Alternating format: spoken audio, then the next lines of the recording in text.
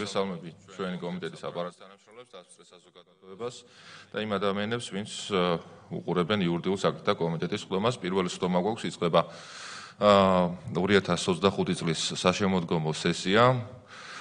ჩვენ ძალიან აქტიური ჩვენს კომიტეტს და პარლამენტს, რა თქმა უნდა, მაგრამ განსაკუთრებით ჩვენს კომიტეტსაც ძალიან აქტიური საგაზაფხულო სესია ჰქონდა, სადაც მნიშვნელოვანი კანონპროექტების ინიციირება მოხდა და პარლამენტმაც მიიღო სამივე მოსმენით შესაბამისად გამოქვეყნებული არის, რისთვისაც კიდევ ერთხელ მადლობას გადაგიხდით თქვენ აქტიური საქმიანობისთვის, აქტიური ჩართულობისთვის, განსაკუთრებით ისევ და ისევ კომიტეტის აპარატის თანამშრომლებს, რომლებიც დღესა და ღამეს პირდაპირ მნიშვნელობით ათენებენ და აღამებენ იმისათვის, რომ სახელმწიფოებრივად მნიშვნელოვანი ცვლილებები, საკანონმდებლო ახალი რეგულაციები იყოს ჩვენს რეალობაში ასახული და შესაბამისად კოლეგებო გისურვებთ კიდევ ერთ ნაყოფიერ სესიას. გამომდინარე იქიდან, რომ ჩვენ გვაქვს კორუმი, შეგვიძლია დავიწყოთ იურიდიულ საკითხთა კომიტეტის სხდომა. დღის წესრიგით გათვალისწინებული მხოლოდ ერთი საკითხი გვაქვს. შესაბამისად დავალოდოთ ბიუროს სხდომას და თუ იქნება რომელიმე კანონპროექტი ან რამე საკითხი დაგვეწერება, შესაბამისად ამ კვირის განმავლობაში შესაძლებელია რომ კიდევ ერთი კომიტეტის სხდომა გქონდეს დავალოდოთ ბიუროს გადაწყვეტილებასაც. ერთი საკითხია წარმოდგენილი, ეს არის იურიდიულ საკითხთა კომიტეტის წევრების მიერ ინიციირებული საკანონმდებლო ცვლილებათა პაკეტი საქართველოს სისხლისამართლის კოდექსის ცვლილებების შეწყვეტის შესახებ თანამდებობ სხვა კანონპროექტებთან ერთად. გთხოვთ რომ დავამტკიცოთ დღის წესრიგი.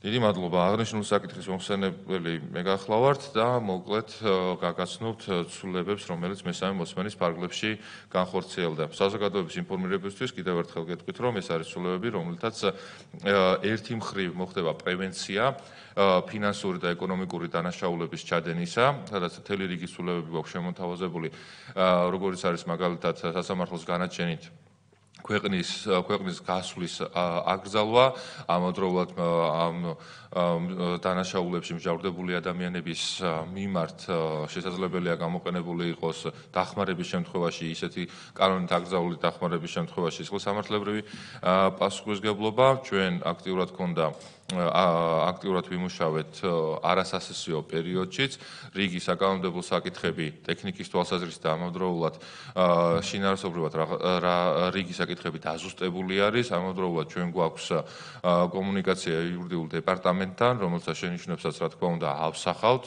მათ მოსაზრებებს, მათ შორის საკანონმდებლო ტექნიკის კუთხით იქნება თუ რედაქციული თვალსაზრისით და შესაბამისად სრულყოფილად ტექსტს წარვადგენთ პლენარულ სხდომაზე და პლენარულ სხდომაზე უკვე კიდევ უფრო დეტალებში გვექნება შესაძლებლობა რომ კანონპროექტის დეტალებზე ვისაუბროთ ჩვენ სხვა კოლეგებთან ერთად. რაც მთავარია, ამ საკანონმდებლო ინიციატივის მთავარი მიზანი არის, რომ ერთი მხრივ როგორც თქვით, რომ პრევენცია მოხდეს და ამავდროულად ღირსეული კომპენსაციის საშუალება იყოს დაზარალებულთათვის, იმიტომ რომ ის საკითხი, რომელიც დგას ჩვენი მოსახლეობისათვის, ბევრი ადამიანი არის დაზარალებული ფინანსური დანაშაულების გზით. მართალია არსებობს სამოქალაქო წესით ასეთი ქონებების ჩამორთმევების და შესაბამისად კომპენსაციის მიღების შესაძლებლობა, მაგრამ ეს არის დროში გაწეული პროცესი და ჩვენი ცვლილებების მიხედვით უფრო ეფექტურად მოხდება დაზარალებულების დაკმაყოფილება და რაც მთავარია, ადამიანებს აღარ გაუჩნდებათ სურვილი პრევენციას მოახდენს, რომ